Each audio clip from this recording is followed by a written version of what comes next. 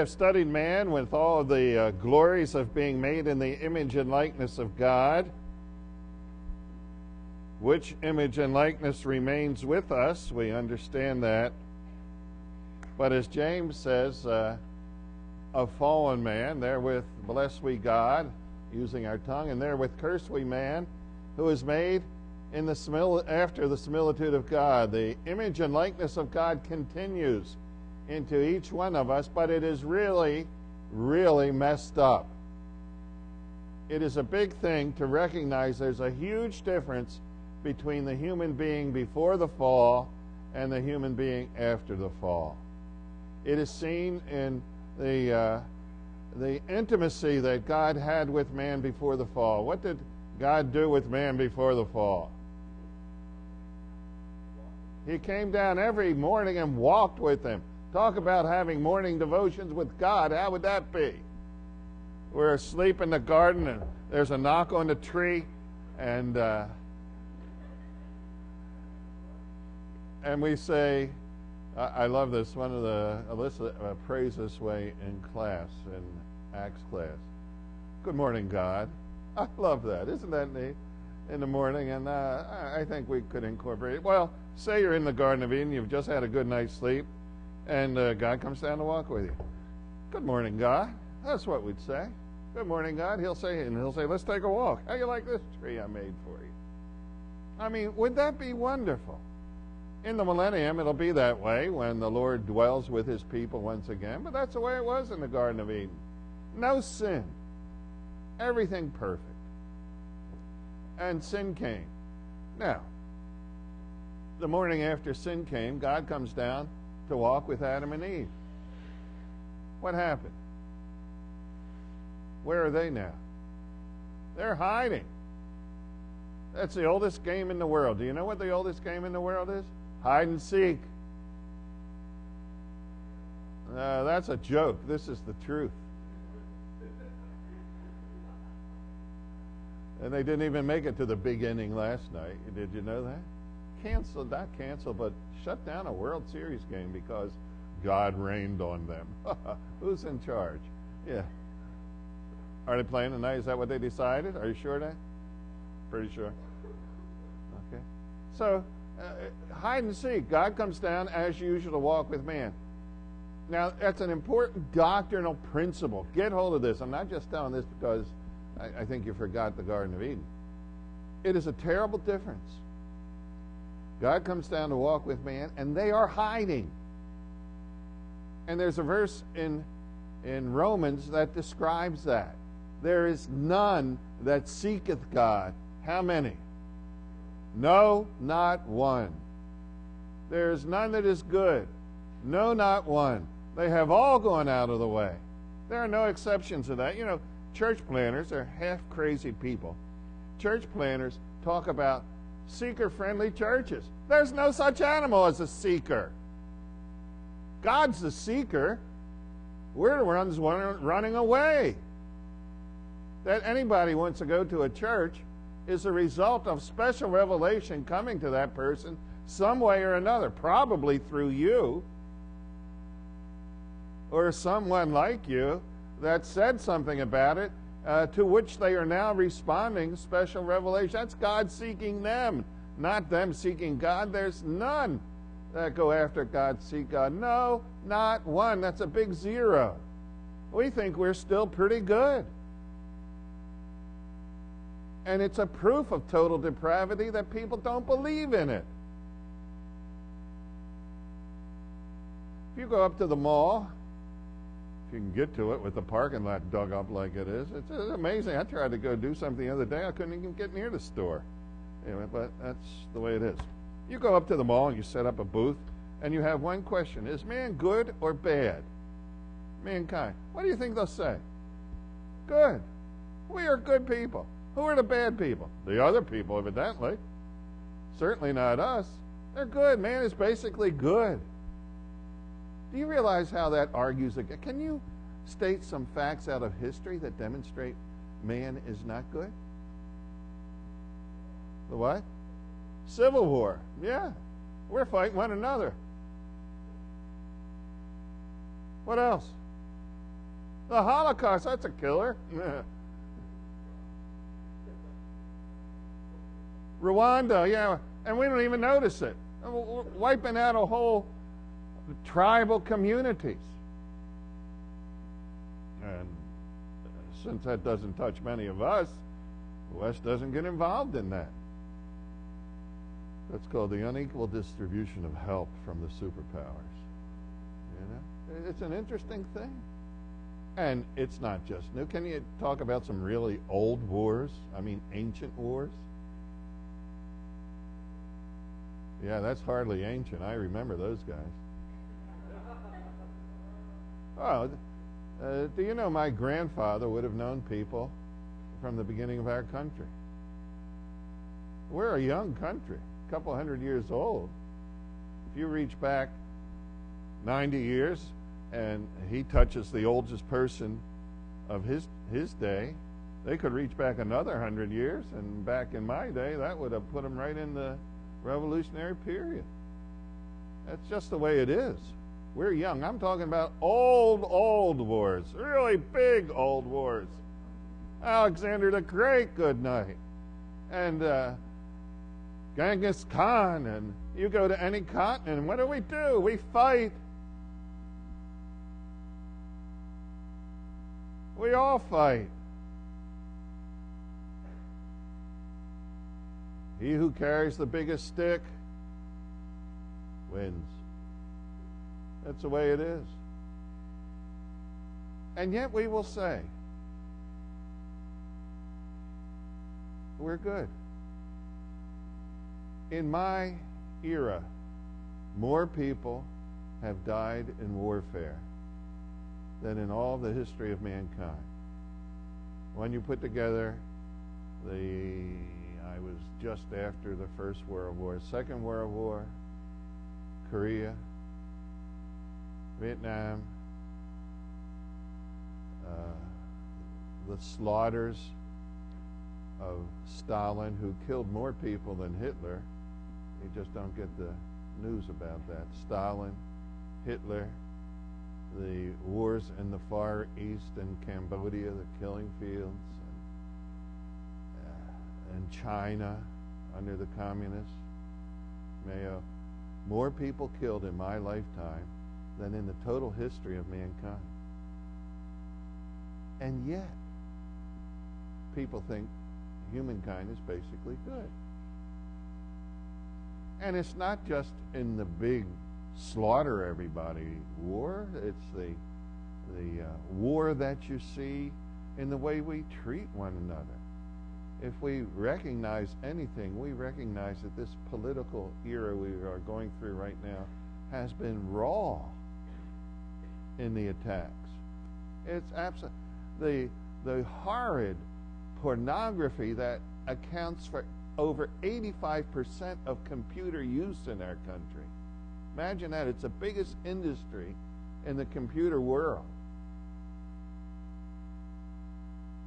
The corruption that you see on every hand on television, to the point that we Christians have to be considering getting rid of all of them.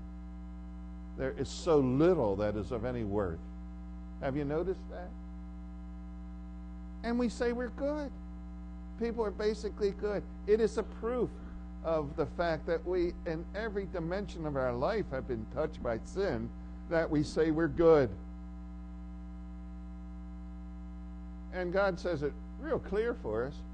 There's none that seeketh God. There's none that doeth good.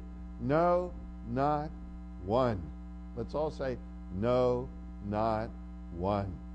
And that you're a little different from the world out there, like we are all a little different, microscopically different in some areas, is a product of God's grace in our lives, His reaching out for us, not us reaching out for Him. Most of us don't realize, and that's my job when we come on this sin question, to convince you of how really bad we are as sinners, untouched by God. And you see it right from the beginning in little children. They seem so innocent for about a week and a half. You know what I'm saying? My daughter Linda, I remember when she was in high school, they were reading The Scarlet Letter. Any of you read that one in high school? Yeah, okay. And they had one of those introductory classes on the era in which that story takes place, which was very much a religious time when the country was taught that men were bad, and the teacher was talking about the concepts that we will be talking about of sin nature from the beginning, and he was opposed to that. And his point to the class was that we are all born with a blank slate. We come in clean. And each person makes his own choices as to how he's supposed to live. Little children are not really bad in themselves. My daughter Linda, who was kind of outspoken, she scared the liver out of me some, but growing up, but she really had a bold testimony in school, her own sort of way. She said, "You just said little children are not bad instinctively. I babysit. I babysit a lot. And they are bad. Just ask the other babysitters in class. Are little children bad? Yes, they're bad. Have you noticed that? I mean, they know when mom and dad, the door clicks. They know they got you by the throat. Because you really don't have any authority. They learn that very early on. And you see it in a child. You can see in a child when they're really communicating through crying. That's the only way they can talk. And when they're angry through crying. Can you tell the difference, girls? Can't you? You know the difference.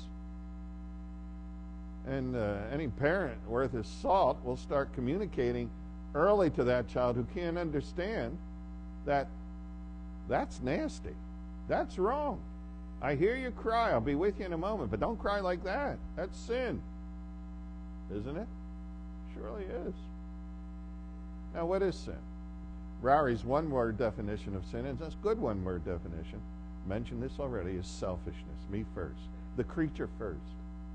That's what Satan said, Lucifer, and that's where we talked about it before. I will be like the Most High God. That's the first sinful statement in the history of beinghood. Okay? I will be. Me first. And you see that reflected in children. You see that reflected in all of us.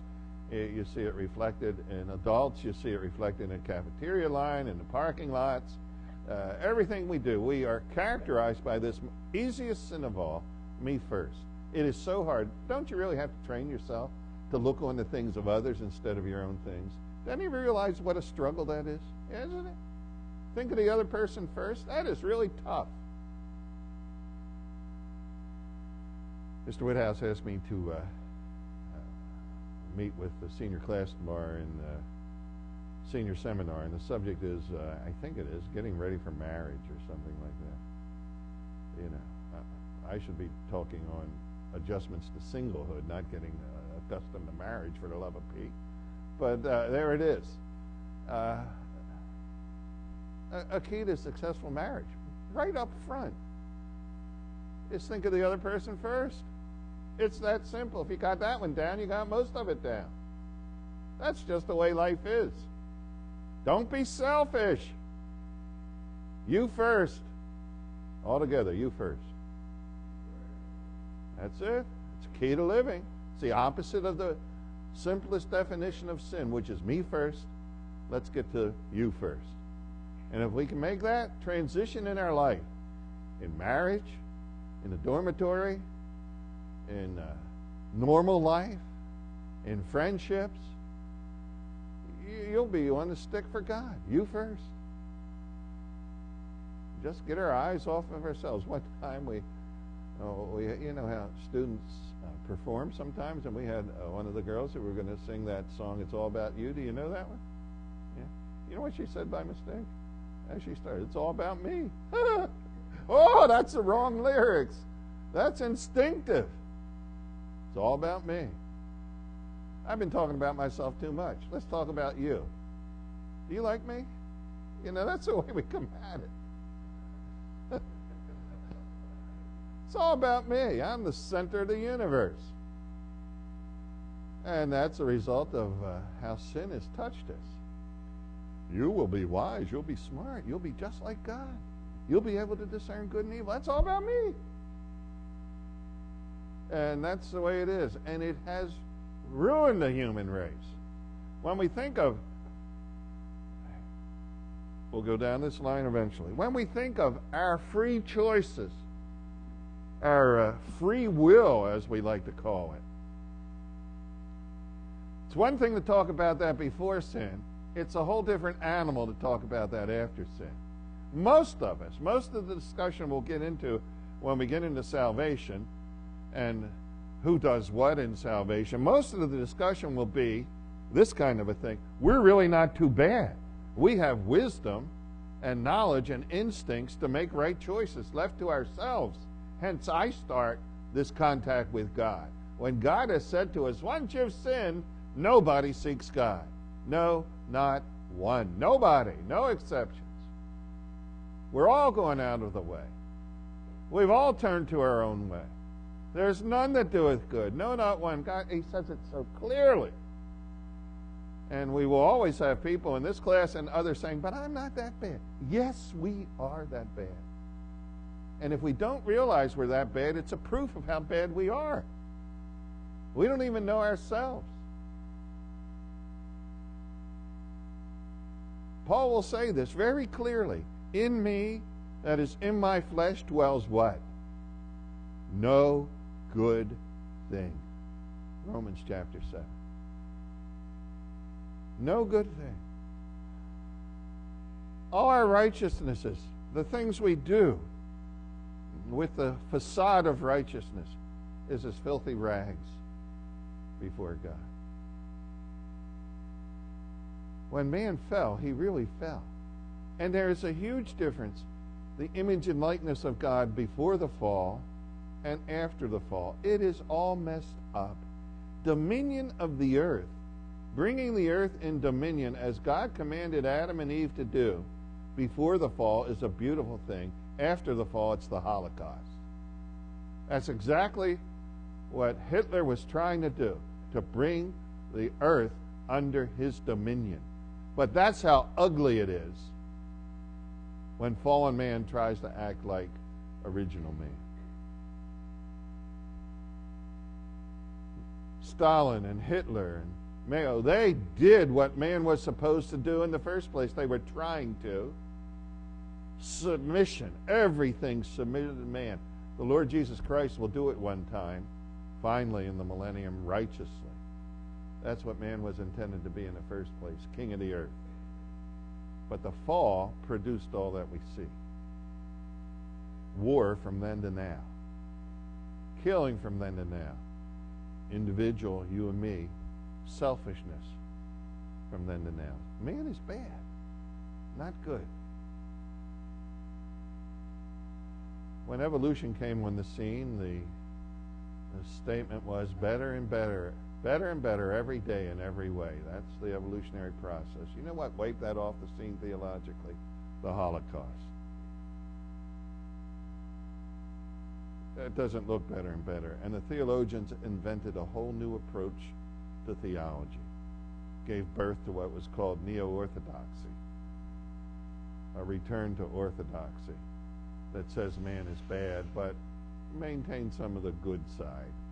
It's kind of an adjustment. So we're going to look at this kind of sin. Sin is selfishness. A broader definition of sin is anything that does not conform to the moral character of God. Anything that does not conform to the moral character of God. That is his attributes as we've looked at them. The moral character, that would be holiness, justice, love, those kind of characteristics. Moral qualities, not omniscience. It is not a sin to not be omniscient. Aren't you glad to hear that? That's not his moral character. His moral character is holiness and truth and justice. Anything that does not conform to his moral character is sin. Another way of looking at it is anything that is not of faith is sin. That's a verse of Scripture. And that means if I do not recognize that I need the help of God in all that I do, that in him we live and move and have our being, Acts chapter 17. If I get to be an independent person, which is instinctive for all of us again, that's sin. Sin is selfishness. Sin is anything that does not conform to the moral character of God. It is a violation, in this definition, transgression. You miss the mark, but you hit another mark, and that is sin. You miss the mark of God's demands and hit another mark, which is sin. I had a preacher, this was fun. The preacher was talking about sin, and he says there are things called sins of omission. You see, that's a tricky thing, a thing we should have done but didn't. So there's no overt act, but it's still sin. If, in fact, you walk down the hall and you see a piece of trash on the floor, and you say, I should pick that up, and you say, forget it, that's what janitors do, that's a sin of omission. It's something you didn't do. Well, this preacher said a sin of omission is a sin we should have committed, but didn't have courage to. That's a sin of omission. You like that one? You could write, that's a little aside, you realize. A sin we should have done, but didn't have enough courage to. Okay? Sin of omission. Let me tell that joke again. A sin of omission is a sin you should have done, but didn't have courage to do. Very good, thank you. Oh man, nice to see some of you are awake. Okay, let's look at these sins. There are 4 basic categories of sin. Know this chart. It'll be on some final someplace. Very helpful. There are 4 kinds of sin. Now we need to sing a song.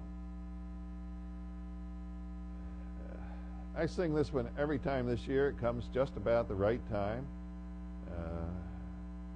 It's a song we sing when we go to the baseball game. At Wrigley Field, they sing it at the 7th inning. Okay? Do you all know this song? Here we go. Take me out to the ball game. Come on, take me out to the crowd. Come on. I don't care if I ever get back for root for the... If they don't win, it's a shame. All loud now, for it's 1, 2, 3 strikes, you're out. Ball game. We even had some motions to it up here. Can you come up and do those motions for us? Come on. Yeah. Oh, you're right. You were good. Come on, right up front. Come on. Couple others. Come on. Okay, I'll sing. We're just going to sing the 1, 2, 3 strike, you're out. And you give the out sign just like you did. Okay. For it's 1, 2, 3 strikes, you're out at the old ball game. Nicely done. 5 extra points on the next quiz.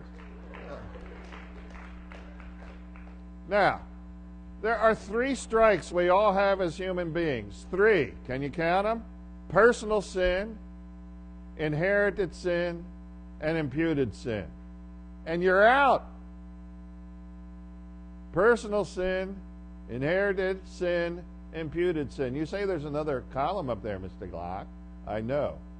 It's a sin, isn't that pathetic? It's the sin of a Christian that is a personal sin. The 4th column is personal sin, but it's personal sin that a Christian commits. So there are 3 categories of sin, yea, 4, like the Proverbs.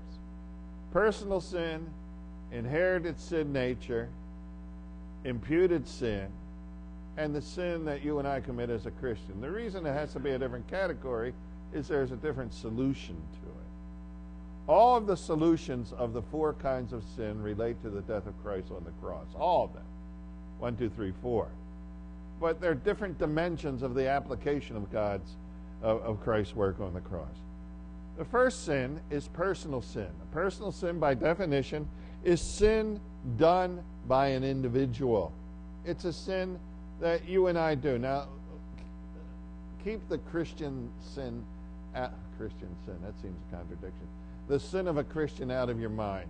View ourselves as just all unsaved at this point.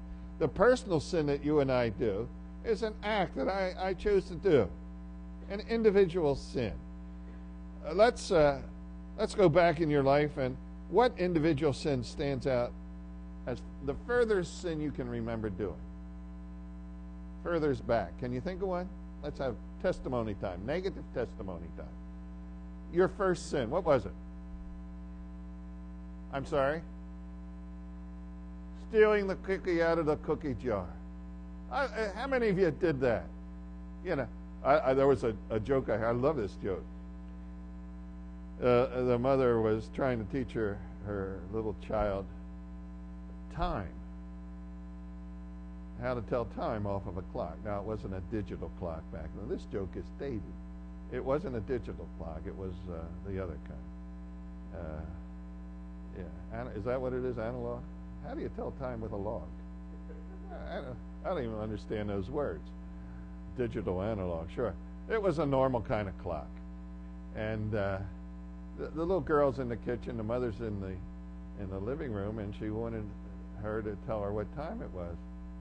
And the mother says, "Where's the little hand?" And she said, "In the cookie jar." I like that. That's a kid. How many took a cookie when your mom and dad said not to? Anybody else? That goes back way far. I have a picture of Linda again. She's in a little sailor outfit, you know, with the bib and the little anchors and blue and white, and her blonde hair was so cute, big blue eyes. And she's at a candy jar, reaching in the candy, and she looked around at me as I was taking a picture. You know, that kind of. It's a great picture. It's a picture of her stealing, being disobedient. St. Augustine said, "We laugh at things in children, things that children do, for which we put them in jail as adults." And it's the truth. You know, later on, that's stealing a loaf of bread from the 7-Eleven. And instead of Daddy taking a cute little picture, it's the camera up there taking a picture you steal. It's the same picture. It's the same picture. A sin done by... Who has another original sin? Of you. Your first sin. Anybody remember? What was it? Steal eggs.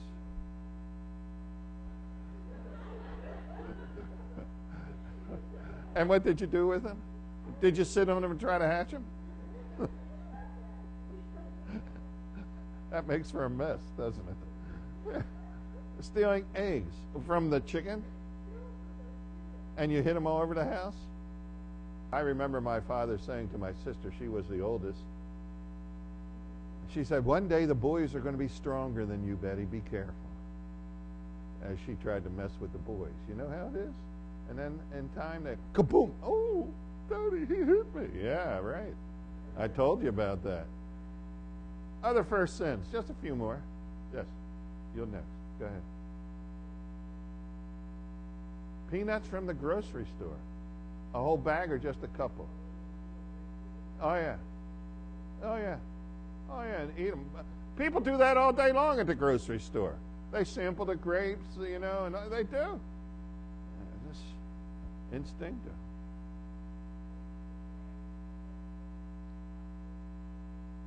Oh, that's an instinctive thing. I see it all. It's delight. It's a delight. Just come and kick that thing out, and he cries. It's the truth. I did the quarter thing on the dresser.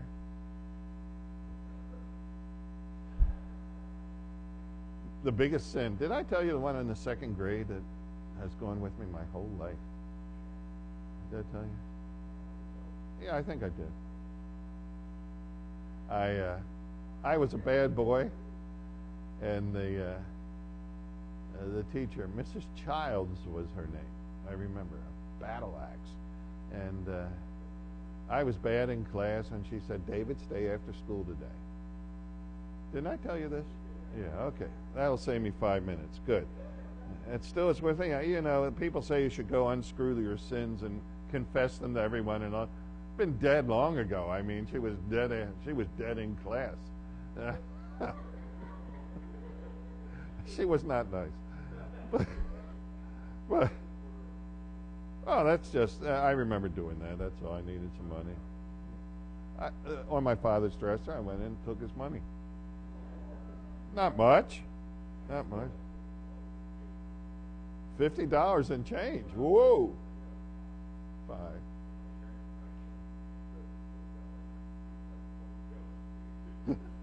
pull it out and it fell on the floor. Sin done by an individual, it comes early on, and we keep doing it. Individual sins, they're little sins, we all talk about it, but they're just as bad grown up. In Ephesians, it says that.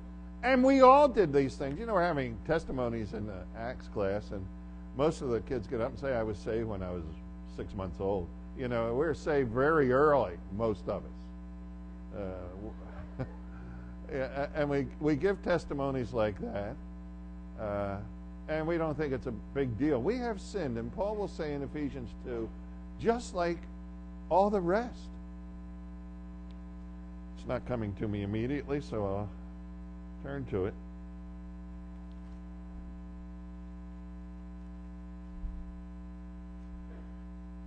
In which you once walked according to the course of this world, according to the prince of the power of this air, the spirit that now works in the sons of disobedience, among whom also we all once conducted ourselves in the lust of our flesh, fulfilling the desires of the flesh and of the mind, and were by nature children of wrath, just like everybody else.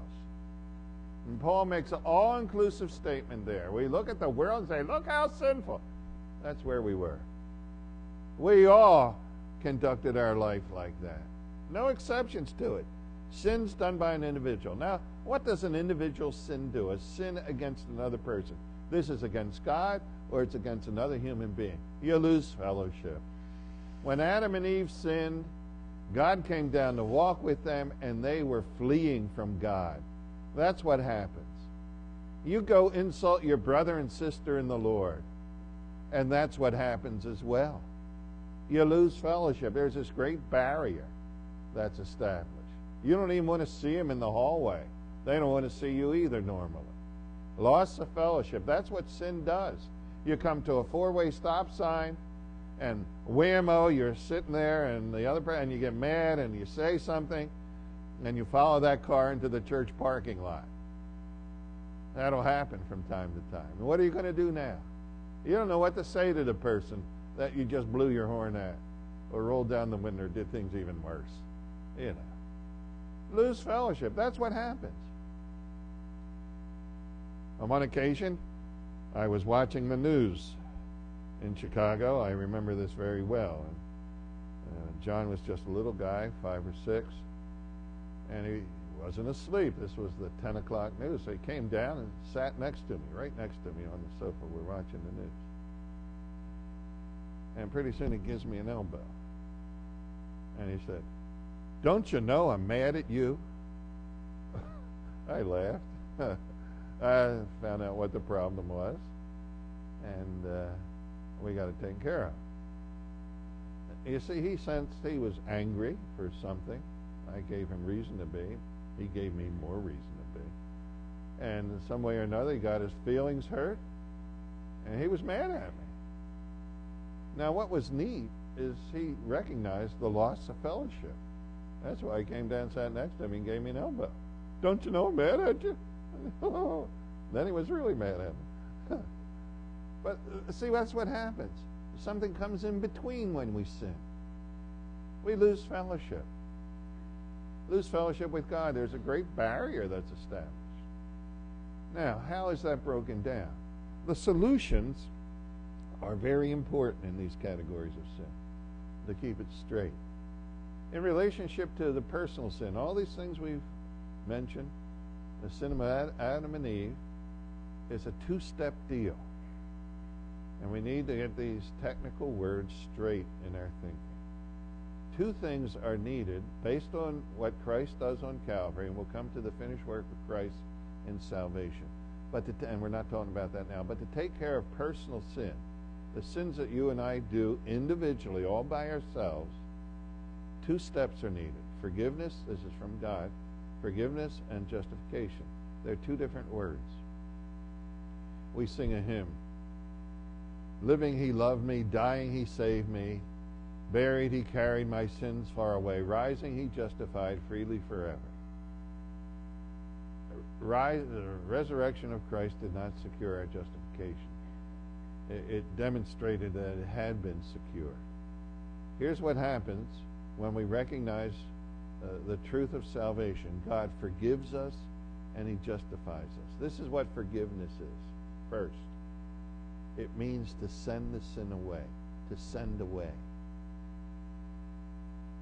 That's what forgiveness is. It sends the sin away. It makes us, in God's sight, have the clean slate. He sends the sin away. There's a picture of it in the ceremony connected with the tabernacle. Do any of you know the story about the two goats? Who wants to tell me the story? I think you've been through this in Old Testament, haven't you? Tell me the goat story. Nah. Okay. What's the goat story? Okay, say it real loud. Yeah, the blood is caught and applied to the altars and so on. Yeah, what do they do with the one let loose in the wilderness? Right, the priest lays his hands on it. What's he do? Yeah, I think it must be in a general sense, don't you? Not in a particular. He'd be standing there forever confessing all the sins of the people. He probably had a general statement. God, you know all the sins of these wretched people? I'm confessing that we are that wretched people. Had to go something like that. But the picture there is all the sins of the people come through the priest, and he puts his hands on the goat, and that goat, the one that lives, is taken, what? By it says a strong man. I like that. A strong man. Take him way out into the wilderness and let go. What's the picture? The sins are gone. Where's the goat? I don't know. It's gone. Nobody in the world knows where the goat is. Wouldn't it be tough if you had a retriever goat? Show up at the front door the next morning. Oh, my sins are back. Yeah.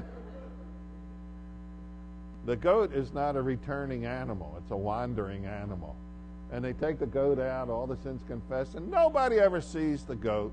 Nobody ever sees the sins confessed on the goat. And the picture is that's the way it is with God. The sin is gone. That's to forgive. It's captured in the Psalm 103. As far as the east is removed from the west, so far has he removed our transgressions from us. Now, what's the beauty of east and west as opposed to north and south? East and west never meet. If he said north and south, we're all dead. East and west, as far as you can imagine, our sins have been removed from us. That's what forgiveness is. Justification is a legal term. Once forgiveness takes place, God then says, you are righteous. I declare you to be righteous, a legal term. The solution for all those thousands of personal sins is through the death of Christ, who paid for the penalty of the sins. We have forgiveness. The sins are totally removed, sent far away, and we are declared before God by the holy God, you are righteous. I declare you to be righteous. Perfect standing in my state, in my sense. Jesus, thy blood and righteousness, my beauty are my glorious dress. We stand holy before God. Sin's gone, sent away. That's forgiveness. Judicially accepted by God, he declares us to be righteous according to his holy standard of righteousness. I would expect someone should say amen at this point. Amen. That's a wonderful thing. All those myriads of sins represented by all of us in this room forgiven, and we are declared righteous. That takes care of individual sin. Now, the sin nature or inherited sin is far more complex. We'll look at this in detail in a little bit. The sin nature is a capacity to sin. It's the nature of who we are. It's our instinctive thing to do. Now, we use that term in relationship to animals. I was at Twin Lakes Camp some years ago. I am reminded of this because of a scrapbook we're putting together about Melzi, and she was up on this wagon, big farm wagon with two huge horses, and she had the big reins. And I remember riding around, the three of us, with the guy who was taking everybody for rides, all the kids for rides in the wagon. And I said, how do you rate a horse in comparison to a dog in intelligence? And he was really a smart guy. He understood his animals. He said, a horse is a different kind of animal. You really can't compare the way they instinctively respond. The nature of a horse is different than the nature of a dog. He said a horse is a very habitual kind of an animal. Once he understands what he's supposed to do, you don't have to tell him any longer. He just does it. He stops at that spot. He'll go at a signal. He'll go to his stall. Any of you horse people? Tell me about a horse. Is that right? Habitual? Tell us some of the habits of horses that you know about. They go back to the barn. Even when it's on fire, they'll go back to the barn. They will. I'm making you blush again. I'm sorry. It's lovely. I love to see that. Huh. What else about a horse? Can you tell us? What about the ears? What do the ears of the horse tell you?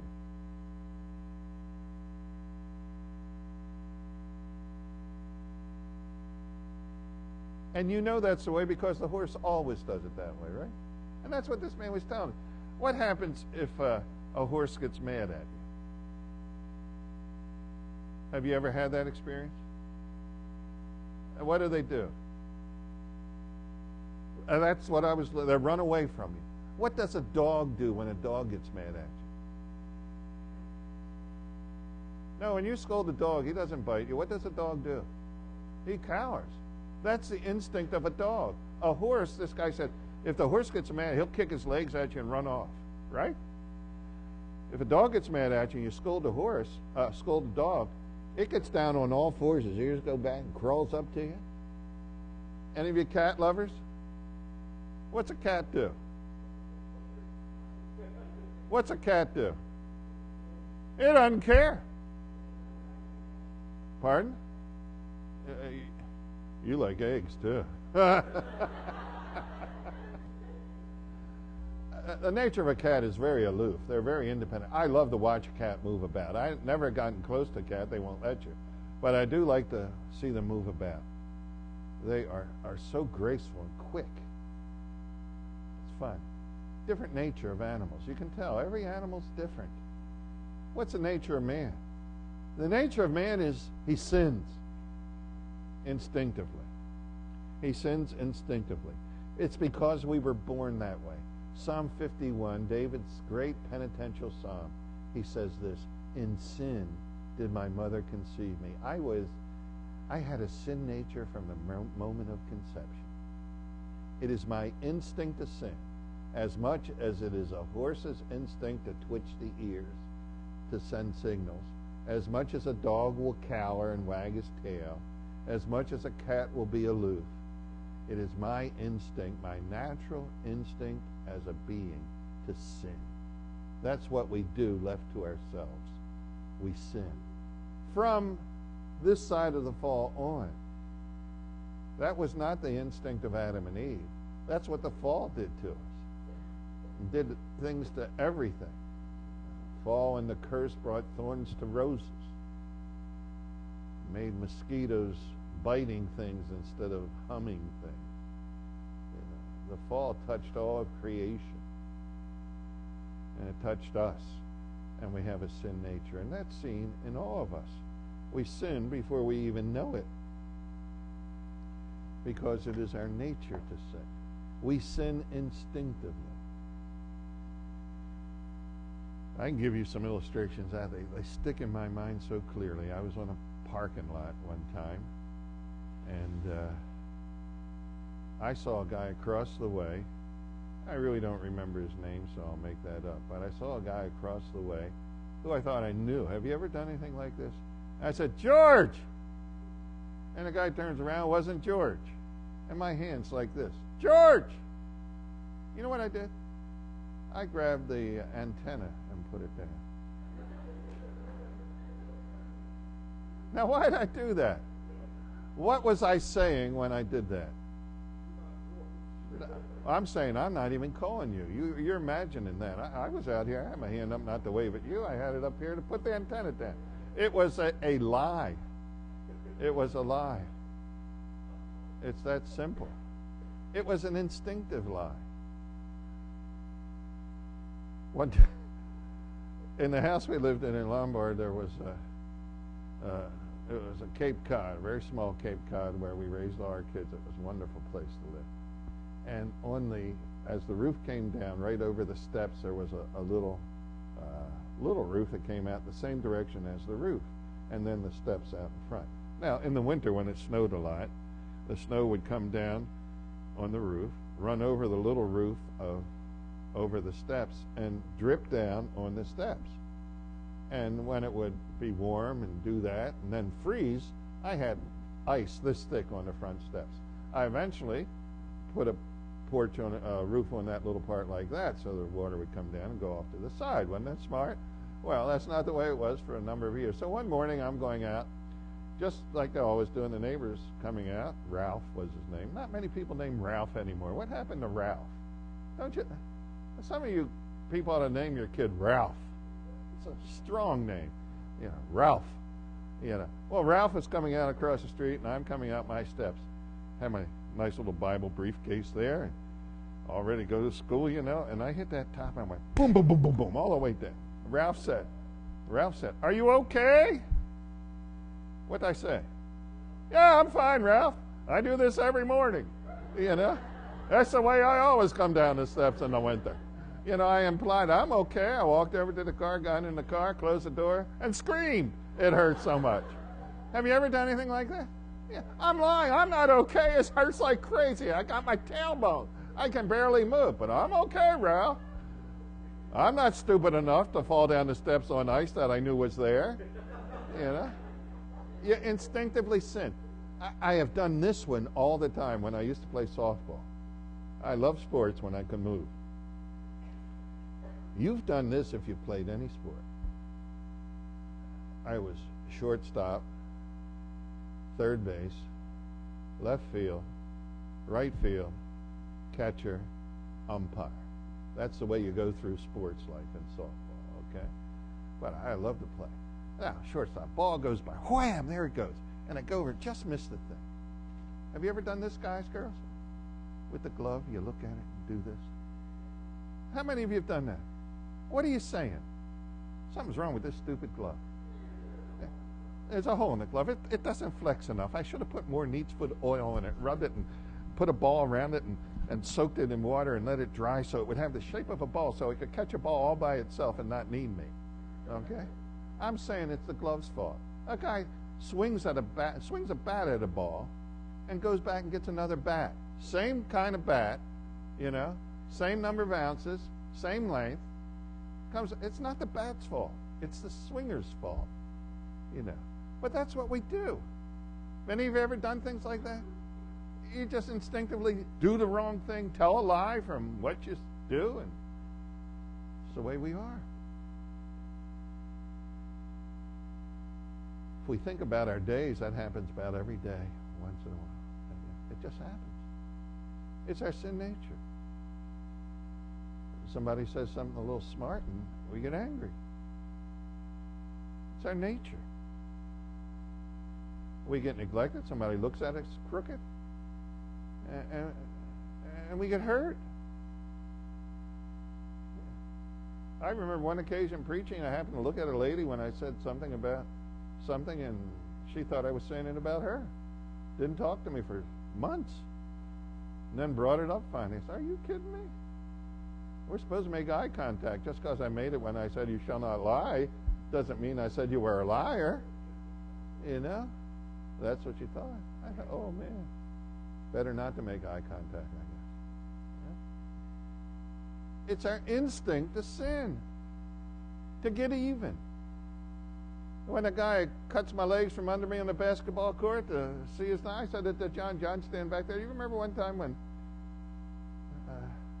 we were playing baseball. You were playing in a little league, and you were a bat, and you were a pitcher then, and the guy brushed you back, almost hit you in the head. I shouted out from the side, "It's number 24, John, get him!" You know? Yeah.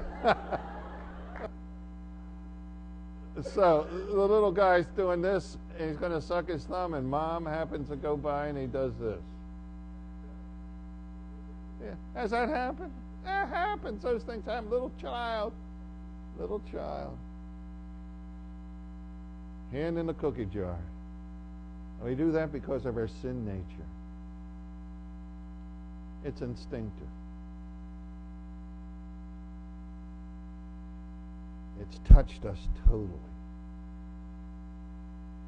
What total depravity says is man left to himself.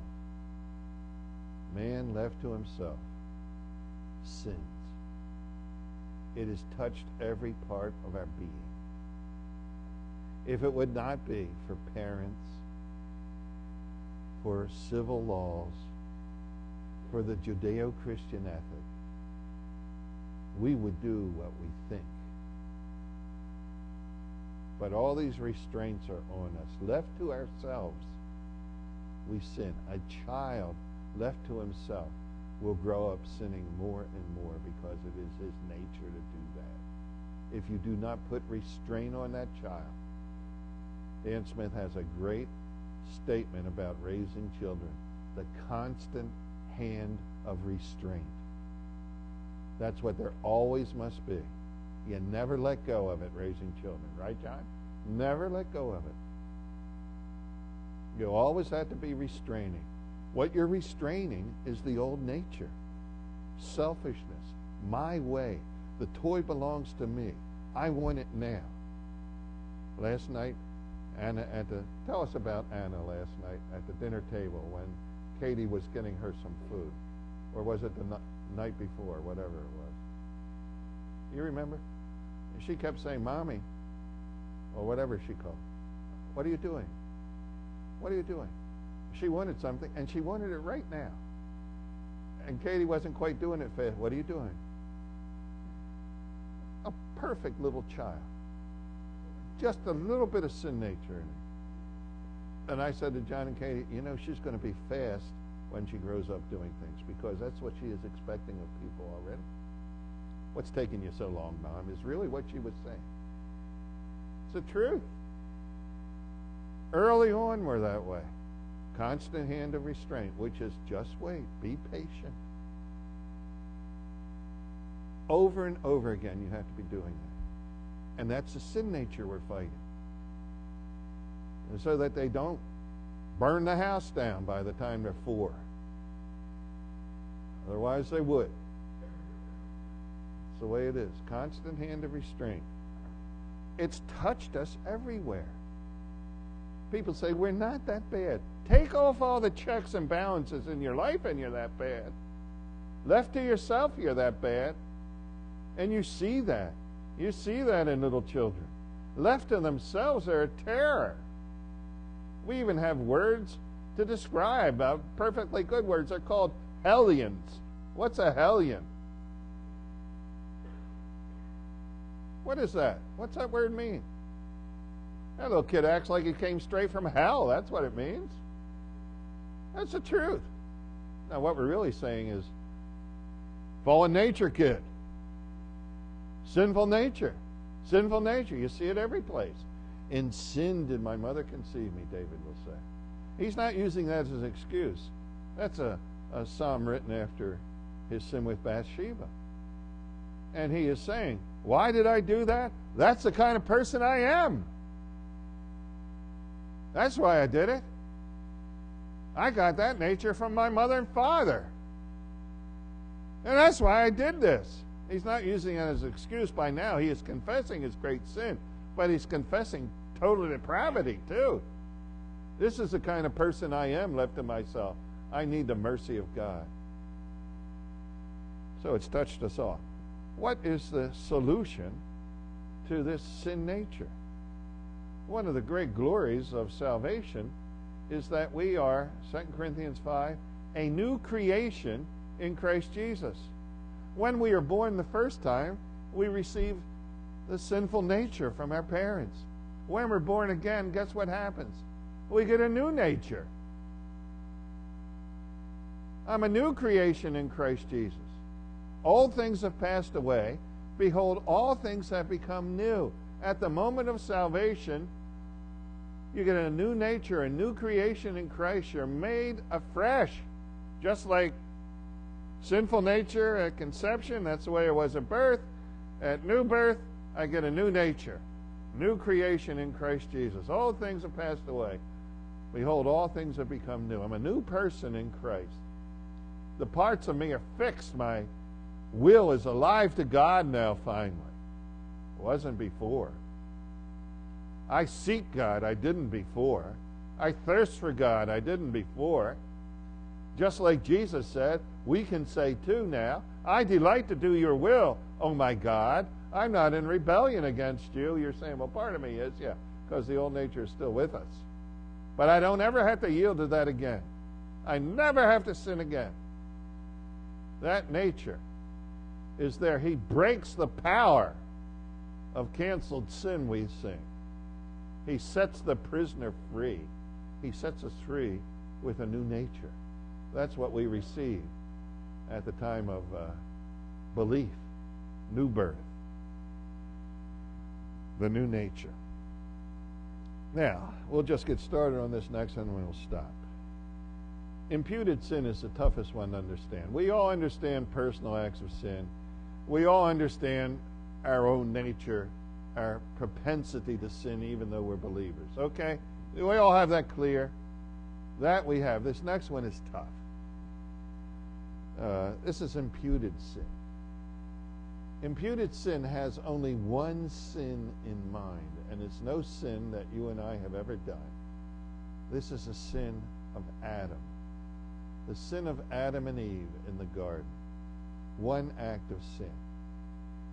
As by one man sin entered into the world, and death by sin. It's not anything you and I have done. As by one man sin entered into the world, and death by sin, so death passed upon all men, for all sinned. When Adam sinned, he was acting as our federal head. He acted on our behalf. And because of that, we are counted sinful before God. And because of that, we die. Whereas by one man sin entered into the world, and death by sin, so death passed upon all men, because from that point on, God views us as having sinned against him. Adam is our federal head. He represents us. That's why we die. We will say, Romans 5:12. Who asked that? That's a good question. Let me tell you a story and we'll end with this. Our Greek teacher at school and seminary, Dr. Johnson, Dr. McLeod, Dr. Fish is my favorite teacher back in seminary days, told us this in class. If you are a Greek scholar, you should take your Greek New Testament and allow it to fall open. If it falls open to Romans 5, you are a scholar. Because Romans 5 is a watershed doctrinal passage. So what I did with my Greek New Testament, you can do this too. I opened to Romans 5 and went, and it makes you an instant scholar, you see. It now falls open to the right place. Now, Romans 5 is an enormously theological chapter, and it says this: death passed upon all men. This past summer, a number of us attended 4 or 5 different funerals, my wife's included. And one person had died from cancer, another from congestive heart failure, another from at a younger age from a different thing. There's death everywhere. It was that kind of a summer. And when you say, what caused a person's death, everyone gave the wrong theological answer. Now hear this. Whenever you go to a funeral, You walk by the casket, you see a person's body there. This is what you should think. One sin did that. One sin. The act of Adam and Eve in the Garden of Eden. As by one man, sin entered into the world, and death by sin. All die. It is appointed unto man once to die. When someone says, what was the cause of death? It's right there on the death certificate. They had it wrong. Every death certificate has it wrong. On my wife's, it was ovarian cancer. That's not why she died. That's how she died. Do you hear that? You get in a car wreck and you're through the windshield. That's not why you die. It's how you die.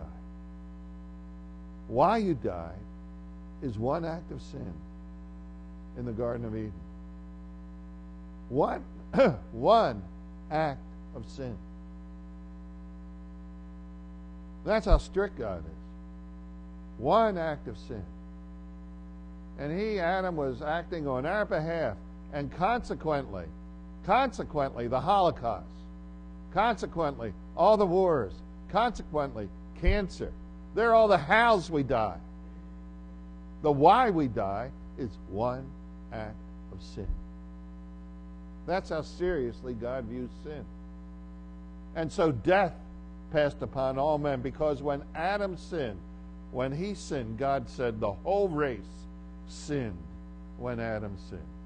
He is our representative. And because that, death passes on to every man. He says, I can prove that. Because everybody after Adam died, even when there was no violation, because the law had not come. Adam's kids died. They didn't break any of the laws. The laws had not been given. And their grandkids died, and they died, and they died. All the way up to the Ten Commandments, where we see why God gets so mad for us, at us. But it's all that one act of sin. So serious. Every funeral should speak to us. We are part of a fallen race. And there go I in time because of sin. That's the reason. One sin tells us how God views one sin. One sin's big with God. One hand in the cookie jar. Big with God. It wasn't much difference between that and an apple. It wasn't an apple, whatever it was. As by one man.